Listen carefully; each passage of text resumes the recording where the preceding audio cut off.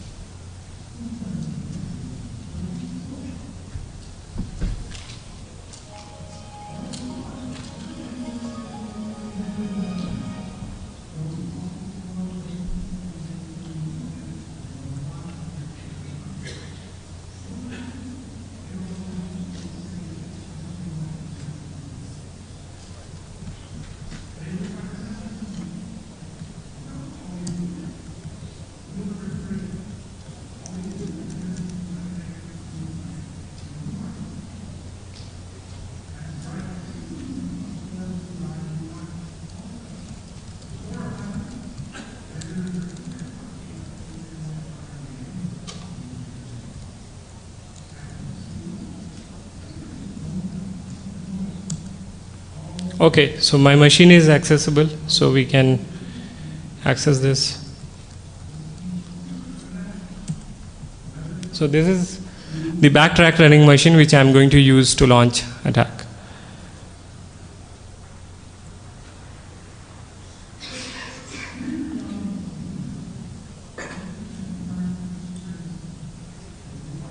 Okay, perfect.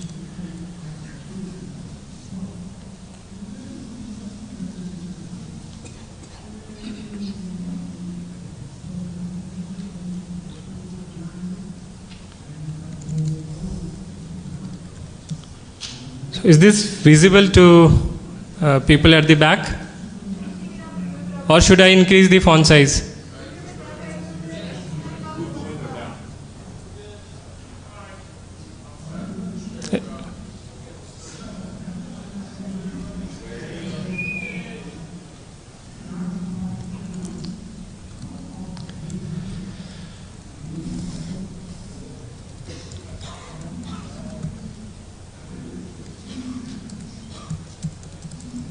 All my stuff is here, and I have two Wi-Fi interfaces running on this laptop. One is running on top of unmodified version of driver.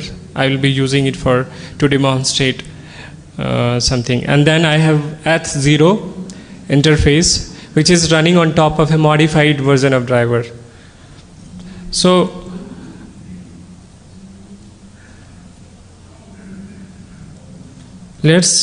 I'm going to use SSL strip software to launch man in the middle attack.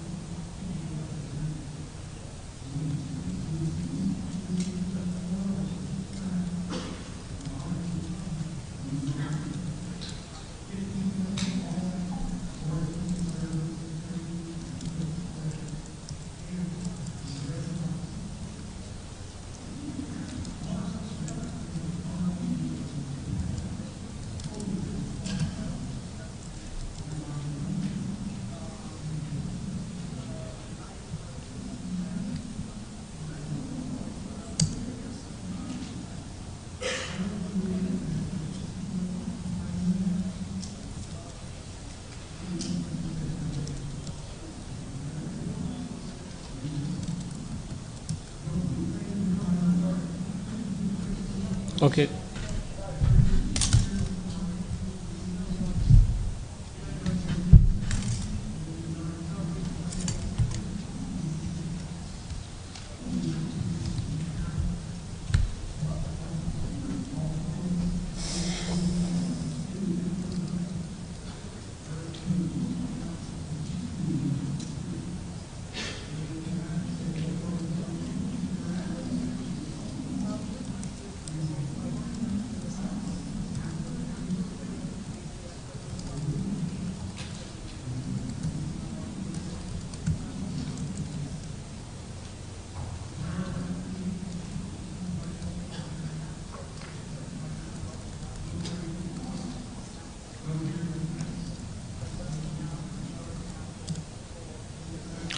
Okay, so I'm able to successfully run SSL strip soft tool. Now, the next step is to basically poison the ARP cache of the client, right? And for that, I'll be using the modified version of driver. So,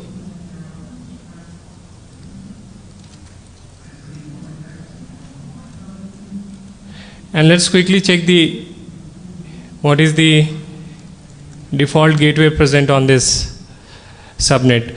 So default gateway is running on 172.16.8.1, and if you check the ARP cache entry,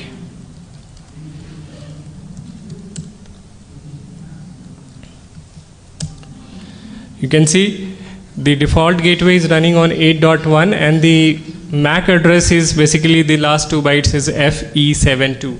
Okay, and we are going to replace the MAC address, the IP and this MAC binding with the attacker's MAC.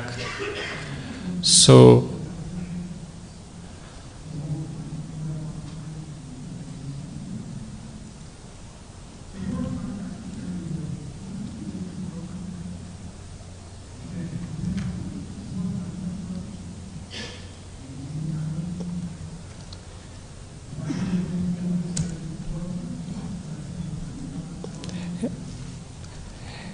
and the Wi-Fi users, the IP address of user to which I am going to victimize is using IP address 172.16.8.218.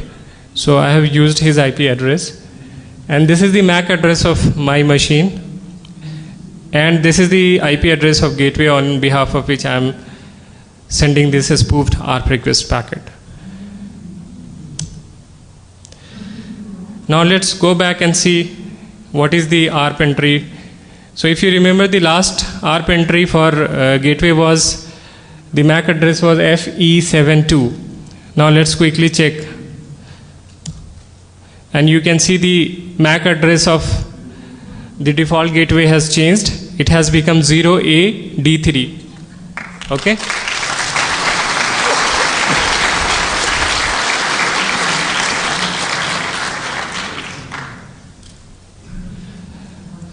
So far everything is working fine.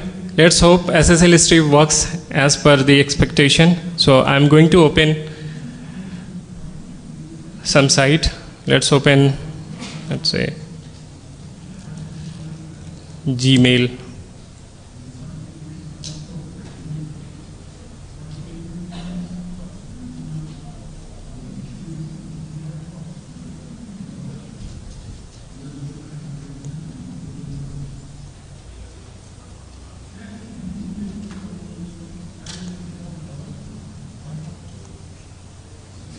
Oops. Let's try running.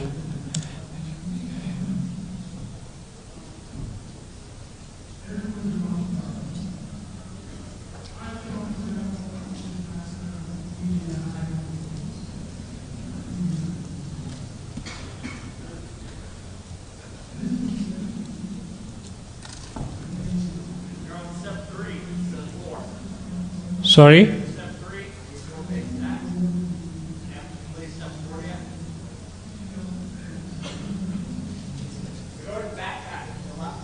Okay.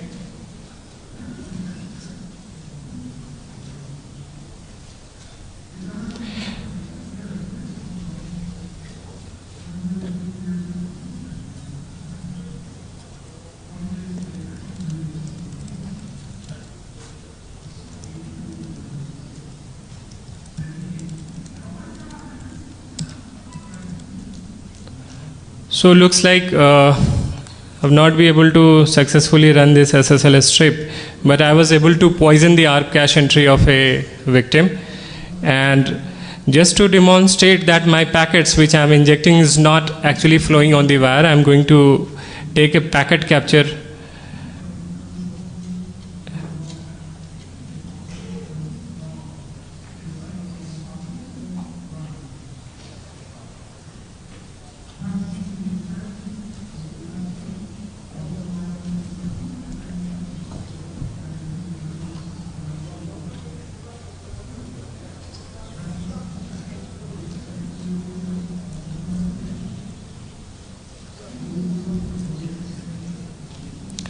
Here you can see right now I'm sniffing on a wireless interface of my client, and you can see ARP request and responses frames are being exchanged between my client and the attacker. The attacker was sending request frames and my machine is responding to those requests. Now let me quickly connect a wire and we will sniff what kind of traffic is flowing on the wire.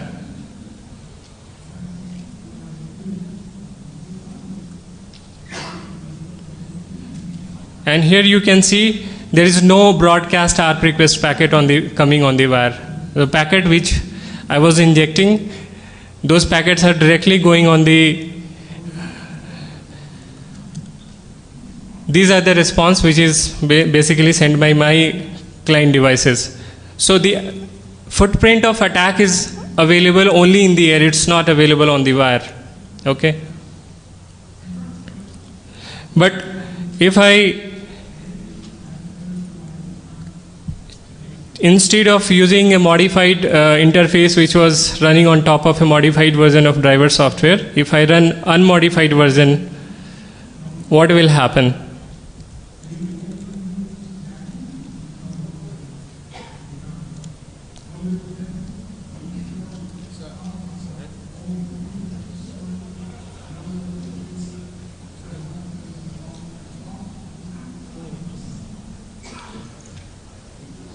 So let me quickly, so in fact I have demonstrated that my packets are not actually running, going on the wire. Let me quickly present